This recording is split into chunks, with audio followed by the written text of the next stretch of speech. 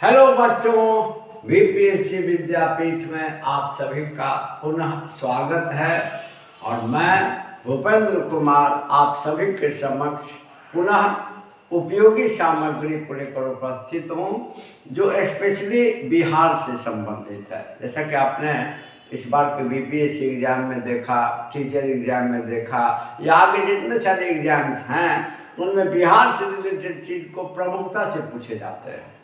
तो बिहार से संबंधित अगर कोई घटनाएं घट रही हैं तो ये हमारा दायित्व होता है तो उस पर हमारी निगाह विशेष रूप से होनी चाहिए ताकि हम आसानी से सवाल को बना सकें। और देखिए कि खास करके आज के समय में पर्यावरण के संदर्भ में अगर कोई घटनाएं घट रही हैं, वन्य जीव या वन संरक्षण के संदर्भ में कोई घटनाएं घट रही हैं तो निश्चित रूप से वो प्रश्न के दायरे में होते हैं। जैसे देखिए पिछले वीडियो में मैंने बिहार के बहुत सारे अभयारण्य के बारे में बताया। इस बार के पीटी में बीपीएससी पीटी में सवाल हैं। हम लोगों ने डॉल्फिन के बारे में डिस्कस किया था वीडियो में, इस बार के पीटी में सवाल हैं। तो इस प्रकार के सामग्री को लेकर मैं हमेशा आपके सामने उपस्थित होता रहा हूँ जैसा कि मैंने आपको बताया है। और आज मैं पुनः इसी प्रकार का वन्य जीव से संबंधित एक टॉपिक को लेकर उपस्थित हुआ हूँ और यह सुखद है कि हमारे बिहार में दूसरा टाइगर रिजर्व लगभग बनने के कगार पर है, जिसको हम लोग अभी प्रस्तावित ही कह सकते हैं, लेकिन इसकी सारी प्रक्रियाएं लगभग पूरी हो चुकी हैं। तो सरकार की तरफ से इस संदर्भ में जो वक्तव्य दिए गए हैं उसके अनुकूल इससे संबंधित मुख्य बिंदुओं को ध्यान में रखना जरूरी है ताकि आपके सवाल आसानी से बने।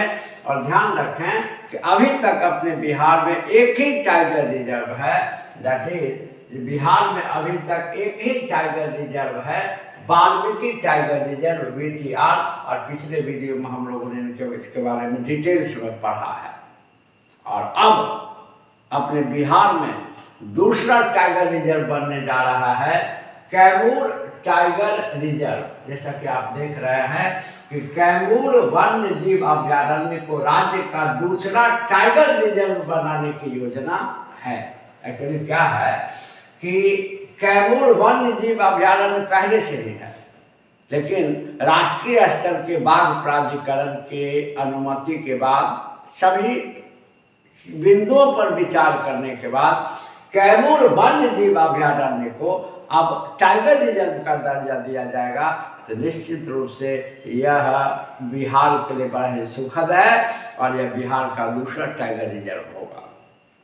तो ध्यान रखें कि अभी तक अपने बिहार में एक ही टाइगर रिजर्व है वीटीआर, वाल्मीकि टाइगर रिजर्व, और अब दूसरा टाइगर रिजर्व बनने जा रहा है कैमूर वन्य जीव अभयारण्य, है ना।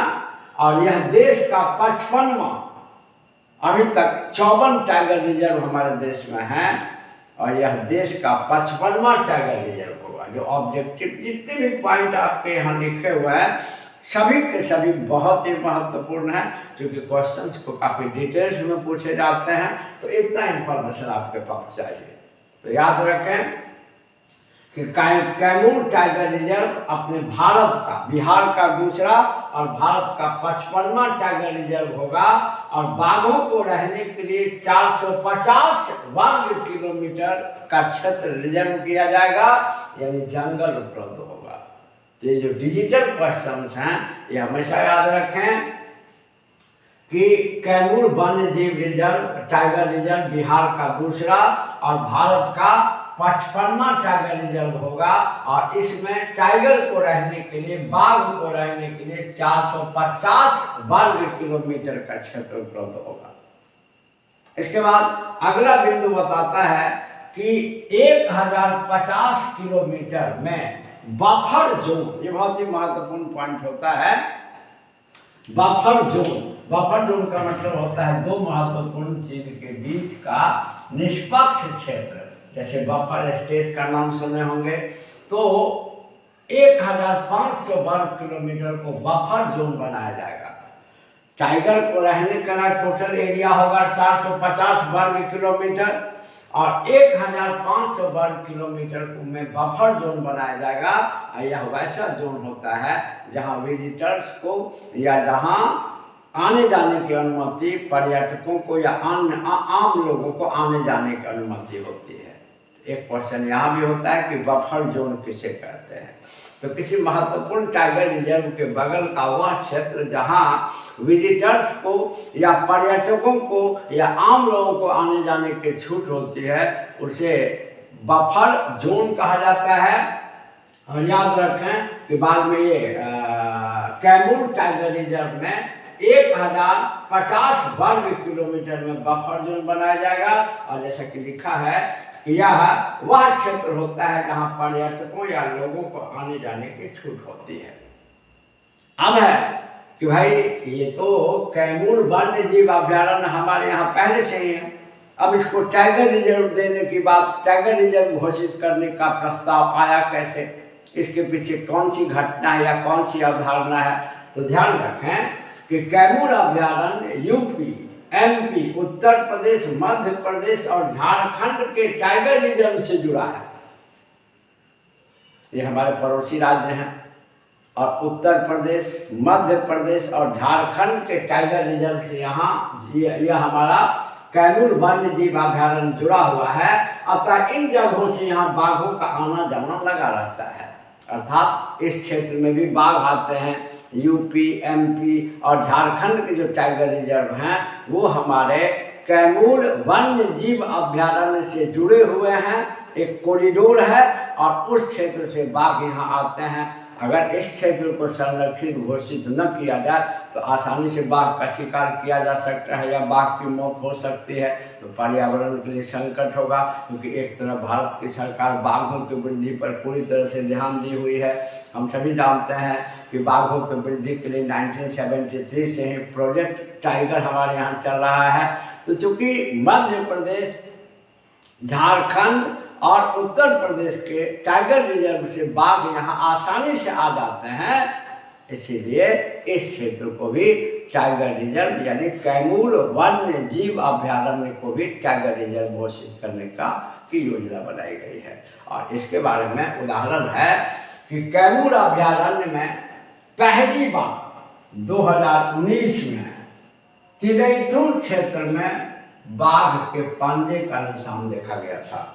इसका ऑब्जेक्टिव के लिए बहुत फेमस क्वेश्चन होगा कि कैमूर वन्य जीव अभ्यारण्य में बाघ एक्चुअली देखा कब गया था पहली बार। इस संदर्भ में 2 उदाहरण अभी तक हैं।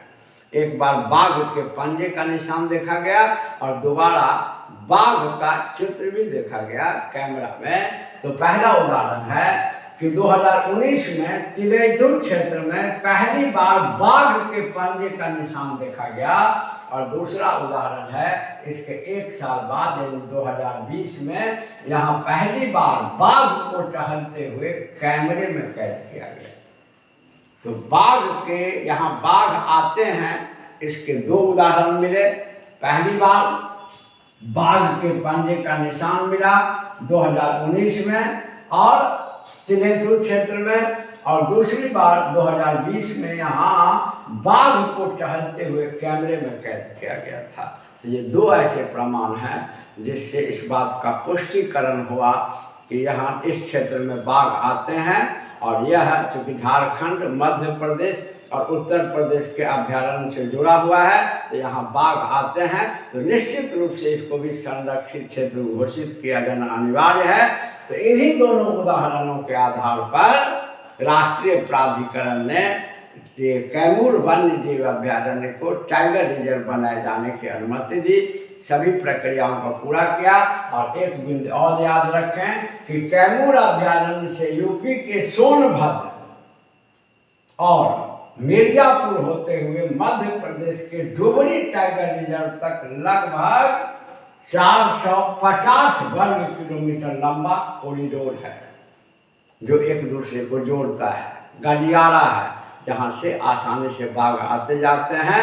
इसीलिए इन्हीं प्रमाणों के आधार पर सरकार ने यह निर्धारित किया कि इसको टाइगर रिजर्व के रूप में घोषित किया जाए।